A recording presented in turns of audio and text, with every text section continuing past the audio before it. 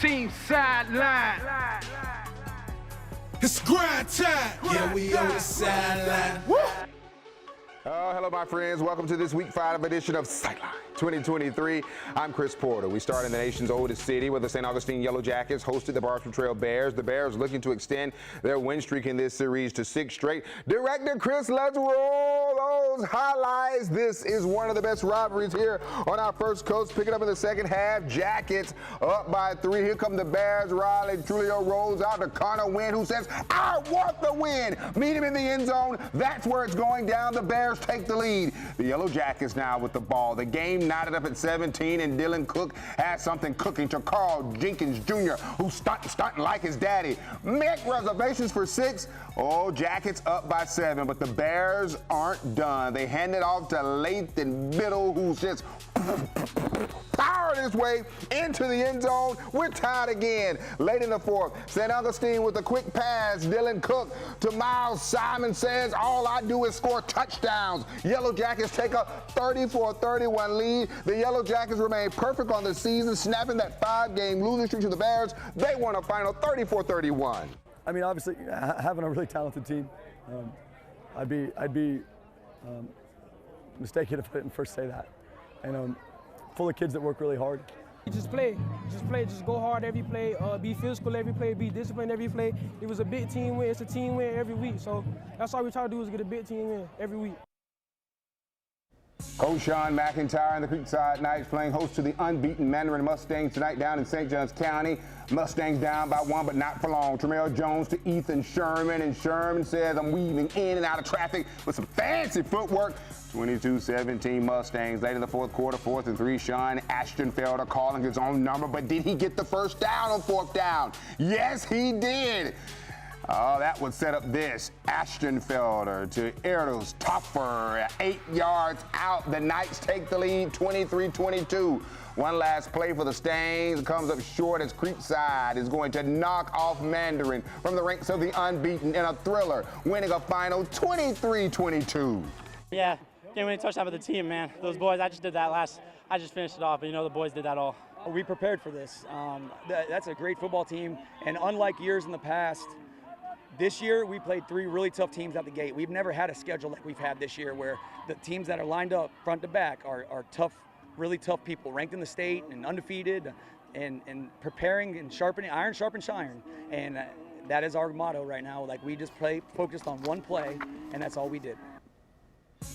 Bowes looking for back-to-back wins for the first time this season, taking on Oakleaf. Bowes lead it 23-6 when Brandon Wallace Jr. finds Jordan Price, who says the price is right. Player of the Week nominee, 64-yard touchdown strike. Oh, the Dogs lead by 10. Then DJ Moore says, give me some more to Gavin Boree.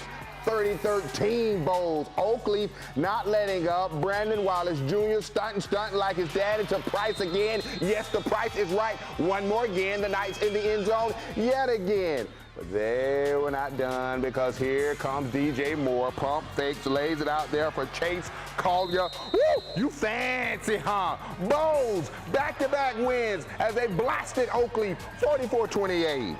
Yes, we did enough to win. Like, obviously, we have expectations for ourselves in the program in terms of playing, being the best version of ourselves and playing as well as we can. And we're still making mistakes. There's things for us to clean up. And so I'm happy that we won, but we're not satisfied.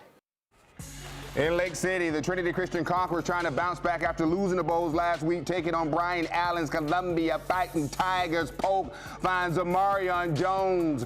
It's just a Love Jones thing to the end zone, 6-0 Fighting Tigers, but the Conquerors have a quarterback by the name of Colin Hurley, who's taking his talents to LSU, finds his main man, Miles Burris, wipe him down, he's on, and this game is tied at 6. Polk says, anything you can do, I can do better, Mr. Colin. He's going to find Brighton Edge on the edge, and the Fighting Tigers take the lead 13-6. Darnell Rogers said, I'll put on in anybody's neighborhood. Where is he? Give me Darnell. There he is.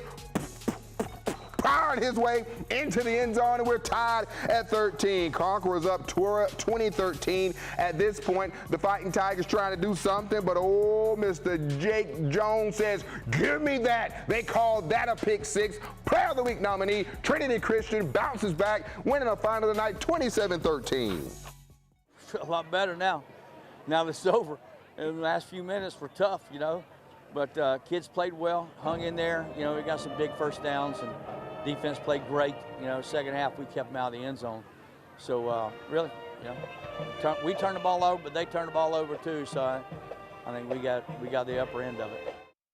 Up in the WIC, two longtime rivals went head-to-head as Glenn Academy hosted Brunswick. Pick up in the second quarter, 6-0 Brunswick. Wasim Murray goes left, then he comes back all the way right. They call that the Cupid Shuffle. Gets it into the end zone, 12-0 Pirates. This game over right, wrong. Second half, here come the Red Terrors. Jaden Ellis, Connor the Wildcat, gets it into the end zone. Glenn Academy rallies to win 22-15. To the west side of Jacksonville we go. Ed White at Riverside. Pick it up in the second half. Jalen Petway to Mr. Miles Kendrick. But he's on the other team. Play of the week nominee, Kendrick. Pop, locks, and drops it into high gear. 98-yard pick six. And this game is tied at 18. Fourth quarter now. Riverside with the possibility to complete the comeback. George Foreman III to Miles Kendrick. This guy just does everything. 35-yard touchdown strike. The Generals knock off the Commanders tonight. 32-20. We just came out, stuck to the game plan, just playing well hard, finishing strong. Got a little momentum going with the pick six from Miles, and we just took it from there. You a district trail, go!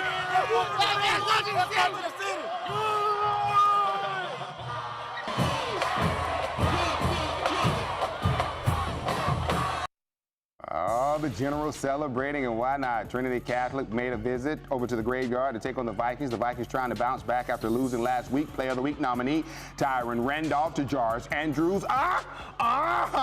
60-yard pickup. He'd be stopped before he get into the end zone, but when at first you don't succeed, dust yourself off and try again. Randolph to Davian Lucas for the score. The Vikings in the end zone. It was the Tyron Randolph show. Don't believe me. Just watch. He's going to hook up with Amari McIntyre. Oh, they're letting it rain, and McIntyre is clearing it out for 45 yards. It ended up being a close one, but the Vikings won today, 27-26. Hashtag Team Sideline.